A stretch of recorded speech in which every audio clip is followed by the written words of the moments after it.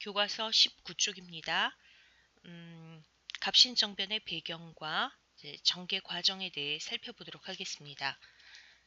자, 갑신정변의 배경 먼저 여러분들 교과서에 밑줄을 좀 그어주세요. 청해의 내정 간섭과 재정 부족으로 제대로 개혁이 추진되지 못하였다. 자, 이런 가운데 청부 전쟁으로 청군의 일부가 철수한 틈을 타서 자, 일본의 지원을 받아 민영익 등 반대 세력을 몰아내고 정권을 장악하였다. 이렇게 나오죠. 자, 급진개합파들이 일으킨 갑신정변은 먼저 정부에 대한 불만에서 출발하게 됩니다. 이모군란 이후에 정부는 개화 정책을 제대로 추진하지 못합니다. 청나라의 내정 간섭 그리고 재정 부족으로 제대로 추진되지 못한 것이죠. 자, 이런 가운데에 급진개합파 인물인 특히 김옥균 그리고 박영효 이런 사람들은 급진적인 방법, 이게 바로 정변 구테타가 되겠죠. 를 써서라도 청해 간섭에서 벗어나 근대적인 국가를 세워야 한다고 생각하였다. 자, 생각을 하고 있었는데 청푸 전쟁으로 인도차이나 반도에서 청나라와 프랑스 사이에 전쟁이 일어나게 됩니다. 이 전쟁 수행을 위해서 청나라 군대의 일부가 철수를 하게 되고 그때 일본이 지원해주겠다는 약속을 하게 되죠. 자, 청나라 민씨 정권을 받쳐주고 있었던 청나라 군대가 약화되고 일본이 급진개합파를 지원해주겠다는 약속을 받게 되면 민영익 등 반대 세력을 몰아내고 결국 정권을 장악하고자 합니다. 자, 이번에는 갑신정변에 전개되는 과정을 살펴볼게요. 정변을 통해 새롭게 구성된 정부는 청에 대한 사대관계 청산, 문벌 폐지 및 능력에 따른 관리 임명, 조세제도 개혁 등을 내용으로 하는 근대적인 개혁을 추진하였다. 급진개합파들이 일시적으로 정권을 잡은 다음 급진개합파 정부 수립을 선포를 하고 개혁을 추진하게 됩니다. 여기 갑신정변 때 발표된 개혁안 14개조의 개혁정강 중에 일부가 나와 있습니다. 한번 읽어보도록 하겠습니다.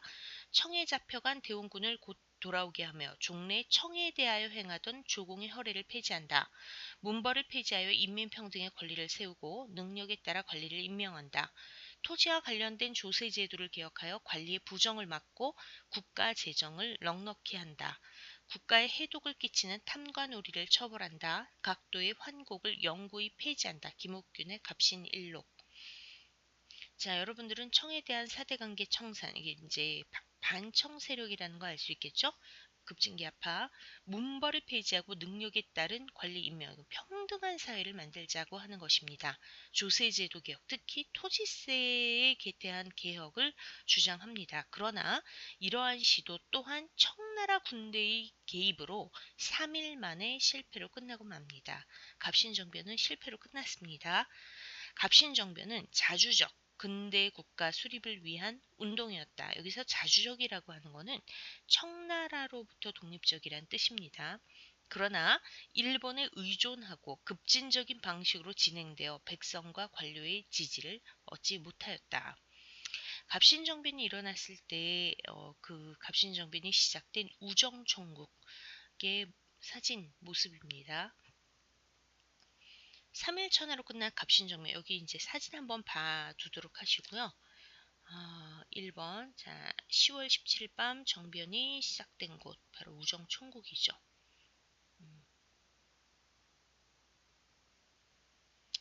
자, 그리고 정변이 시작되자 재빨리 자, 창덕궁에 가서 고종에게 이 사실을 거짓으로 보고를 하고 왕과 왕비를 경우궁이라는 곳으로 피신을 시키게 됩니다. 그리고 나서 신정부는, 즉 급진개합파 정부는 주요 새로운 내각 발표를 하게 되죠. 이어서 14개조 개혁 정강을 발표하게 됩니다. 그러나 청나라 군대가 출동을 하게 되고 결국 홍영식은 피살되고 일본 공사, 김옥균, 박영효, 서재필 등 주요 중심 인물들은 일본으로 탈출하게 되면서 3일 전하로 실패로 끝나게 됩니다. 우정총국 개설 축하연을 이용하여 정변을 일으켰는데 우정총국 개설 축하연.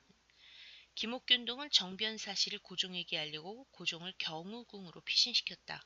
새로운 정부 요인의 명단을 발표하고 이를 각국 공사에 알렸다. 이날 고종은 계동궁을 거쳐 창덕궁으로 돌아갔다.